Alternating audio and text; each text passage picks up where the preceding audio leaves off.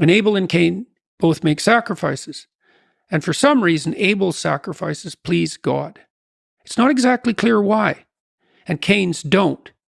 Now, there's an implication in the text that it's because Cain's sacrifices are second rate. God says that Abel brings the finest to the sacrificial altar. He doesn't say that about Cain. So you could imagine that Cain is sacrificing away, but he's holding something in reserve. He's not all in. He's not bringing his best to the table. He's not offering his best to God. And so Abel thrives like mad. And everyone loves him. And he gets exactly what he needs and wants, exactly when he needs and wants it. He's favored of God. And Cain is bearing this terrible burden forward and working. And his sacrifices are rejected. So he gets resentful. Really resentful. Resentful enough to call God out and say something like, "This is quite the creation you've got going here. I'm breaking myself in half and nothing good's coming my way. What the hell's up with that?" And then there's Abel, the sun's shining on him every day. "How dare you?" It's like, okay.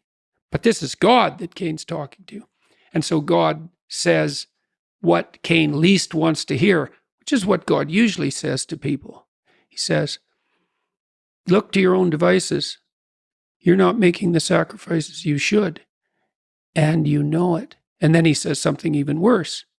He says, "Sin crouches at your door like a sexually aroused predatory animal, and you've invited it in to have its way with you."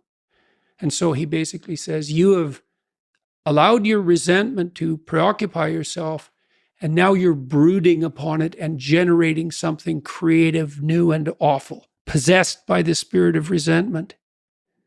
And that's why you're in the miserable state you're in.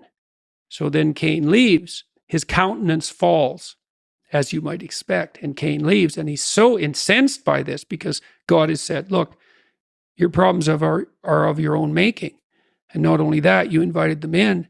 And not only that, you engaged in this creatively. And not only that, you're blaming it on me. And not only that, that's making you jealous of Abel, who's your actual idol and goal. And Cain, instead of changing, kills Abel. Right? And then Cain's descendants are the first people who make weapons of war. That's the eternal story of mankind. And it's playing out right now, except at 1,000 times the rate.